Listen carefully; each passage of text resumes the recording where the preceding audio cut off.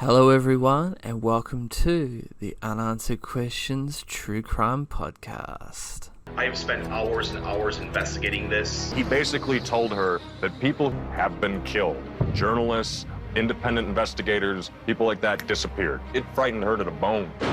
There's more to the story than meets the eye. There were rumors of torture and homicide and sexual abuse, all sorts of egregious, horrendous crimes. He was polygraphed 3 times. Each of those 3 showed evasions. His resumes were a skeleton of truth. He was mad at the world, and particularly mad at the government. The study that he commissioned had described a fictional terrorist attack. If people have died over this, it means you're getting close to the truth. You don't have to be a conspiracy theorist to say, what the fuck? Hello everyone and welcome to another episode of my new podcast, Unanswered Questions, where every week we will endeavour to discuss a mysterious unsolved case that has many lingering unanswered questions. So I hope you enjoy it, and as always, leave me some feedback on what you think about the show and rate it as well. Now on to the show. This week we'll be talking about the big guns of World War I and II that disappeared. So to start off with, we have the Paris gun. The Paris gun was the name given to a type of German long-range siege gun, several of which were used to bombard Paris during World War I. They were in service from March to August of 1918. When the guns were first employed, Parisans believed that they'd been bombarded by a high-altitude Zeppelin, as the sound of neither an aeroplane nor a gun could be heard. They were the largest pieces of artillery used during the war by barrel length and qualify under the later formal definition of large caliber artillery. Also called the Kaiser Wilhelm Geschütz, Emperor Wilhelm gun, they were often confused with Big Bertha, the German howitzer used against Belgian forts in the Battle of Liège in 1914. Indeed, the French called them by this name as well. They were also confused with the smaller Langermax, Long Max cannon from which they were derived. Although the famous Krupp family artillery makers produced all these guns, the resemblance ended there. As military weapons, the Paris guns were not a great success. The payload was small, the barrel required frequent replacement, and the gun's accuracy was good enough only for city-sized targets. The German objective was to build a psychological weapon to attack the morale of the Parisans, not to destroy the city itself. Now we get into a description of this Paris gun. Due to the weapon's apparent total destruction by the Germans in the face of the final Allied offensives, its capabilities are not known with full certainty. Figures stated for the weapon's size, range, and performance varied wildly depending on the source. Not even the number of shells fired is certain. With the discovery in the late 1980s and publication in the Bull and Murphy book of a long note on the gun written shortly before his death in 1926 by Dr. Fritz Rausenberger, sorry if I get that name wrong, who was in charge of its development at Krupp, the details of its design and capabilities were considerably clarified. What we do know is the gun was capable of firing a 106 kilogram, 234 pound shell to a range of 130 kilometers, 81 miles, and a maximum altitude of 42.3 kilometers, 26.3 miles, the greatest height reached by a human-made projectile until the first successful V-2 flight test in October of 1942. At the start of its 182-second trajectory, each shell from the Paris gun reached a speed of 1,640 miles per second, 5,904 kilometers per hour, or 5,381 feet per second, or 3,669 miles per hour. The distance was so far that the Coriolis effect, the rotation of the Earth, was substantial enough to affect trajectory calculations. The gun was fired at an azimuth of 232 degrees west-southwest from, and I'm going to butcher this name, Crépy-en-Loing, which was at an altitude of 49.5 degrees north. 7 barrels that we know of were constructed. They used worn-out 38cm SKL/45 Max 17,130mm gun barrels that were fitted with an internal tube that reduced the caliber from 380mm 15 inches to 210mm 8 inches. The tube was 31 meters 102 foot long and projected 13.9 meter or 46 feet out of the end of the gun. So an extension was bolted to the old gun muzzle to cover and reinforce the lining tube. A further 6 meter long smoothbore extension was attached to the end of this, giving a total barrel length of 37 meters 121 foot. This smooth section was intended to improve accuracy and reduce the dispersion of the shells, as it reduced the slight yaw a shell might have immediately after leaving the gun barrel produced by the gun's rifling. The barrel was braced to counteract barrel drop due to its length and weight and the vibrations while firing. It was mounted on a special rail transportable carriage and fired from a prepared concrete emplacement with a turntable. The original breech of the old 38cm gun did not require modification or reinforcement. Since it was based on a naval weapon, the gun was manned by a crew of 80 Imperial Navy soldiers under the command of Vice Admiral Maximilian Rogge, chief of the Ordnance Branch of the Admiralty. It was surrounded by several batteries of standard army artillery to create a noise screen chorus around the big gun so that it could not be located by French and British spotters. The projectile was flying significantly higher than projectiles from previous guns. Writer and journalist Adam Hochschild put it this way, quote, "It took about 3 minutes for each giant shell to cover the distance to the city, climbing to an altitude of 25 miles 40 kilometer at the top of its trajectory. This was by far the highest point ever reached by a man-made object, so high that gunners, in calculating where the shells would land, had to take into account the rotation of the Earth. For the first time in warfare, deadly projectiles rained down on civilians from the stratosphere." End quote. This reduced drag from air resistance, allowing the shell to achieve a range of over 130 kilometers or 81 miles. The unfinished V3 cannon would have been able to fire larger projectiles to a longer range and with a substantially higher rate of fire. The unfinished Iraqi supergun, which Gerald Bull was working on, who also died very shortly after, would also have been substantially bigger. Now we get into the weapon's projectiles. The Paris gun shells weighed in excess of 106 kilograms or 234 pounds. The shells initially used had a diameter of 216 millimeters, 8.5 inches, and a length of 960 millimeters or 38 inches. The main body of the shell was composed of thick steel containing 7 kilos or 15 pounds of TNT. The small amount of explosive, around 6.6% of the weight of the shell, meant that the effect of its shell burst was small for the shell's size. The thickness of the shell casing to withstand the force of firing meant the shells would explode into a comparatively small number of large fragments, limiting their destructive effect. A crater produced by a shell falling in the Tuileries Garden was described by an eyewitness as being 10 to 12 foot, 3 to 3.7 meters across, and 4 foot, 1.2 meters deep.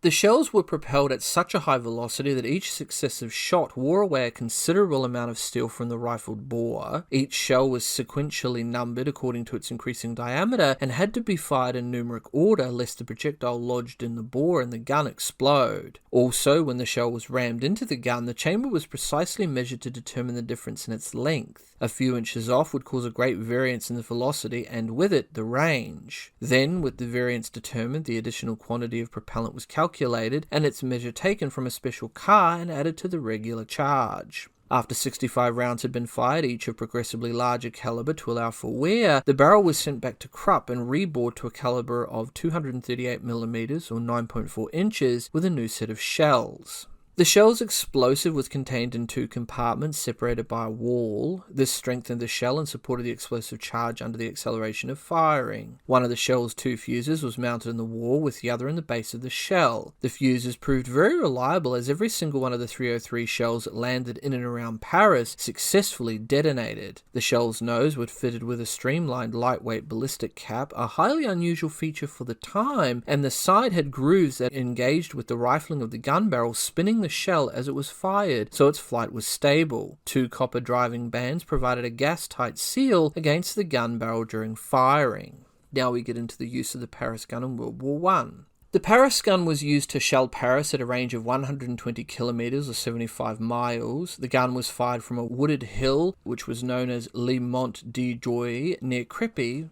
Sorry if I get that name wrong. And the first shell landed at 7:18 a.m. on the 23rd of March 1918 on the, and I'm going to butcher this name, Quai de la Seine, the explosion being heard across the city. Shells continued to land at 15-minute intervals, with 21 counted on the first day alone. On the first day, 15 people were killed and 36 were wounded. The effect on morale in Paris was immediate. By 27th of March, queues of thousands had started at the Gare d'Orsay and the Gare Montparnasse. Ticket sales out of the capital were suspended due to demand. I'm sorry if I get any of those names wrong. The initial assumption was these were bombs dropped from an airplane or zeppelin flying too high to be seen or heard. Within a few hours, sufficient casing fragments had been collected to show that the explosions were the results of shells, not bombs. By the end of the day, military authorities were aware the shells were being fired from behind German lines by a new long-range gun, although there was initial press speculation on the origin of the shells. This included a theory they were being fired by German agents close by Paris, or even within the city itself, so abandoned quarries close to the city was searched for a hidden gun.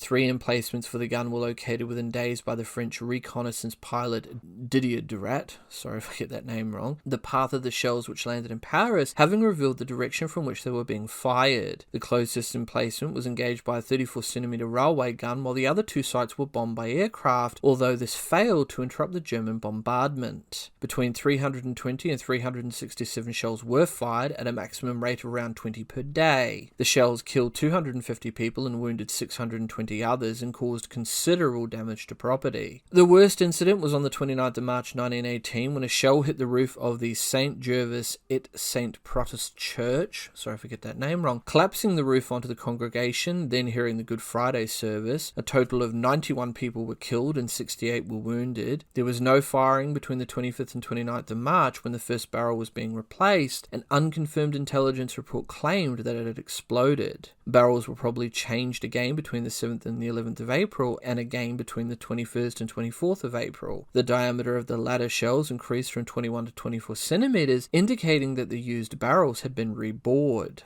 A further emplacement later identified as specifically designed for the Paris gun was found by advancing US troops at the beginning of August on the north side of the wooded hill at Kelsey-le-Château-Affrique, I'm sorry if I get that name wrong, some 86 kilometers 53 miles from Paris.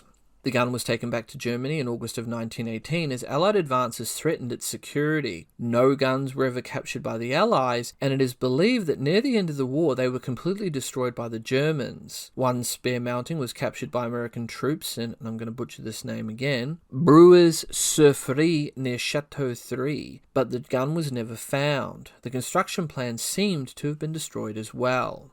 Now we get to what happened after World War I. Under the terms of the Treaty of Versailles, the Germans were required to turn over a complete Paris gun to the Allies, but they never complied with that order. In the 1930s, the German army became interested in rockets for long-range artillery as a replacement for the Paris gun, which was specifically banned under the Versailles Treaty. This work would eventually lead to the V2 rocket that was used in World War II. Despite the ban, Krupp continued theoretical work on long-range guns. They started experimental work after the Nazi government began funding the project upon coming to power in 1933. This research led to the 21cm K-12E, a refinement of the Paris gun design concept. Although it was broadly similar in size and range to its predecessor, Krupp's engineers had significantly reduced the problem of barrel wear. They also improved mobility over the fixed Paris gun by making the K-12 a railway gun. The first K-12 was delivered to the German army in 1939 and a second in 1940. During World War II, they were deployed in the Nord-Pas-de-Calais region of France. Sorry if I get that name wrong. They were used to shell Kent in southern England between late 1940 and early 1941. One gun was captured by the Allied forces in the Netherlands in 1945. Now we come to the World War II gun, that being Schwer Gustav. Schwer Gustav, English Heavy Gustav, was a German 80cm 31.5-inch railway gun. It was developed in the late 1930s by Krupp in Rügenwald as siege artillery for the explicit purpose of destroying the main forts of the French Maginot Line, the strongest fortifications in existence at the time. The fully assembled gun weighed nearly 1,350 tons, or 1,490 short tons, and could fire shells weighing 7 tons, or 7.7 short tons, to a range of 47 kilometers, 29 miles. The gun was designed in preparation for the Battle of France, but was not ready for action when that battle began, and in any case, the Wehrmacht's Blitzkrieg offensive through Belgium rapidly outflanked and isolated the Maginot Line's strategic static defences, which were then besieged with more conventional heavy guns until French capitulation.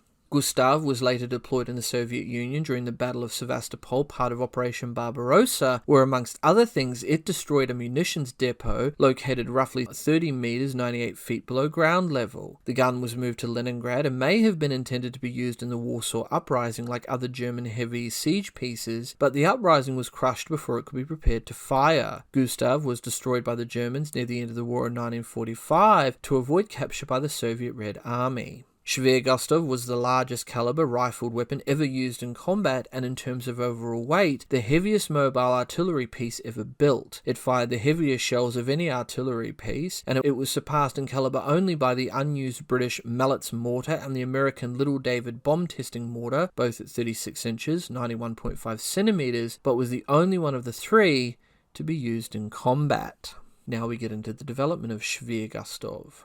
In 1934, the German Army High Command commissioned Krupp of Essen to design a gun to destroy the forts of the French Maginot Line that were nearing completion. The gun's shells had to punch through 7 meters of reinforced concrete, or 1 full meter of steel armor plate from beyond the range of French artillery. Krupp engineer Erich Müller calculated that the task would require a weapon with a caliber of around 80 centimeters, firing a projectile weighing 7 tons from a barrel 30 meters long. The weapon would have a weight of over 1,000 tons. The size and weight meant that to be at all movable, it would need to be supported on twin sets of railway tracks. In common with smaller railway guns, the only barrel movement on the mount itself would be elevation, traverse being managed by moving the weapon along a curved section of railway line. Krupp prepared plans for calibers of 70 centimeters, 80 centimeters, 85 centimeters, and 1 meter. Nothing further happened until March 1936, when during a visit to Essen, Adolf Hitler inquired as to the giant gun's feasibility. No definite commitment was given by Hitler, but design work began on an 80cm model. The resulting plans were completed in early 1937 and approved. Fabrication of the first gun started in mid-1937. Technical complications in the forging of such massive pieces of steel made it apparent that the original completion date of early 1940 could not be met.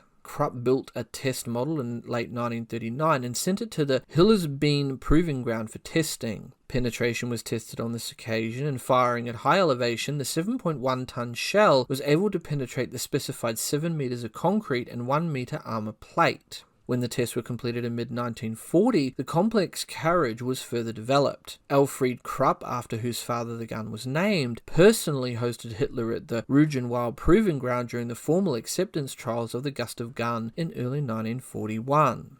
2 more guns were ordered. The first round was test-fired from the commissioned gun barrel on 10th of September 1941 from a makeshift gun carriage at Hillersbein. In November 1941, the barrel was taken to Rugenwald, now Dalowo, Poland, where 8 further firing tests were carried out using the 7,100 kilogram armor-piercing shell out to a range of 37,210 meters. In combat, the gun was mounted on a specially designed chassis supported by 8 bogies on 2 parallel railway tracks. Each of the bogies had 5 axles, giving a total of 40 axles, 80 wheels. Krupp named the gun Schwergastov, Heavy Gustav, after the senior director of the firm, Gustav Krupp von Bohlen und Halbach. Sorry if I get that name wrong. The gun could fire a heavy concrete piercing shell and a lighter high explosive shell. An extremely long-range rocket projectile was also planned with a range of 150 kilometers that would require the barrel being extended to 84 meters. In keeping with the tradition of the Krupp Company, no payment was asked for the first gun. They charged 7 million Reichsmark, approximately 24 million USD in 2015, money for the second gun, Dora, named after the senior engineer's wife. Now we get into the history of this gun. In February 1942, Heavy Artillery Unit E-672 reorganized and went on the march, and Schwergastov began its long ride to Crimea. The train carrying the gun was of 25 cars, a total length of 1.5 kilometers, or 0.9 miles long. The gun reached the Prekop Isthmus in early March of 1942, where it was held until early April. The Germans built a special railway spur line to the Simferopol-Sevastopol Railway, 16 kilometers or 9.9 miles north of the target. At the end of the spur, they built 4 semicircular tracks, especially for Gustav to traverse. Outer tracks were required for the cranes that assembled Gustav. The siege of Sevastopol was the gun's first combat test. 4,000 men in 5 weeks were needed to get the gun into firing position. 500 men were needed to fire it. Installation began in early May, and by the 5th of June, the gun was ready to fire. The following targets that I'm about to list out were engaged. On the 5th of June, coastal guns at a range of 25,000 miles, 8 shells fired. Fort Stalin, 6 shells fired. On the 6th of June, Fort Molotov, 7 shells were fired. White Cliff, also known as Ammunition Mountain, an undersea ammunition magazine in Savannah, Northern Bay. The magazine was sited 30 metres under the sea with at least 10 metres of concrete protection. After 9 shells were fired, the magazine was ruined and one of the boats in the bay sunk. 7th of June, firing in support of an infantry attack on, and I'm going to butcher this name, Sudwespitz, an outlying fortification. 7 shells were fired. 11th of June, Fort Sabria knocked out of action. 5 shells were fired. 17th of June, Maxim Gorky fortresses bombarded. Maxim Gorky 1 knocked out of action. Maxim Gorky 2 damaged. 5 shells were fired.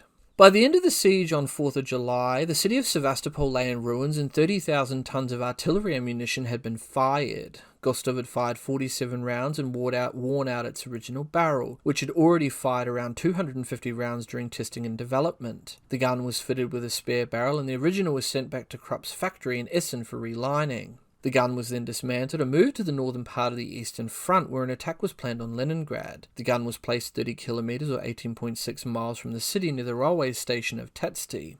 The gun was fully operational when the attack was cancelled. The gun then spent the winter of 1942/1943 near Leningrad. Now we get into its sister Dora. Dora was the second gun produced. It was deployed briefly against Stalingrad, where the gun arrived at its emplacement 15 kilometers or 9.3 miles to the west of the city sometime in mid-August of 1942. It was ready to fire on the 13th of September. It was withdrawn when Soviet forces threatened to encircle the German forces. When the Germans began their long retreat, they took Dora with them. Now we come to Langer Gustav. The Langer Gustav was a long cannon with 52cm, 20.5-inch caliber and a 43-meter barrel. It was intended to fire super long-range rocket projectiles weighing 680 kilograms to a range of 190 kilometers or 118 miles. This gave it the range to hit London from Calais in France. It was never completed after being damaged during construction by one of the many RAF bombing raids on Essen. Then we have the Land Cruiser P1500 Monster project. The Monster was to be a 1,500-ton mobile self-propelled platform from an 80cm KE gun, along with two 15cm SFH-18 heavy howitzers and multiple MG-151 autocannons normally used on combat aircraft. It was deemed impractical and in 1943 was cancelled by Albert Speer. It never left the drawing board and no progress was ever made on it. It would have surpassed the Panzer Maus, the heaviest tank ever built, and the Land Cruiser P1000 Rat, never built in weight and size. Now we get into the post-war whereabouts of the Schwer Gustav. On the 14th of April 1945, one day before the arrival of US troops, Schwer Gustav was destroyed to prevent its capture.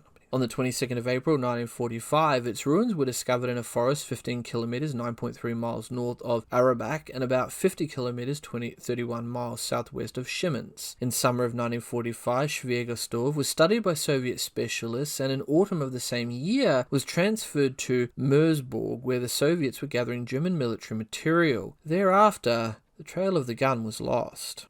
In March of 1945, Dora was transferred to Grafenwohr and was blown up there on April 19th of 1945. The Derbs were discovered by American troops sometime after the discovery of Schwer Gustav's ruins. The Derbs were scrapped in the 1950s. Part of the third 52cm gun was found after the war in the Krupp production facilities in Essen. The world's largest Dora ensemble is located in the Military History Museum of the Bandwasser in Dresden. The exact whereabouts of the other guns remain unknown. With that, this case remains open, but with many unanswered questions that still remain unanswered. Please rate the show and let me know what you guys think about this and the many other cases I've covered. You can follow me on all major social media platforms, YouTube, BitChute, Dailymotion. I'm also on Twitter and Instagram, links are all down below in the description. If you have a case you'd like me to have a look at or cover, don't hesitate to send me a message. I'm your host, and this has been the Unanswered Questions Podcast. Until next time, next on Unanswered Questions. Now, since the mid-1970s, a variety of conspiracy theories have emerged regarding British Labour Prime Minister Harold Wilson, who served as the Prime Minister of the United Kingdom from 1964 to 1970 and 1974 to 1976.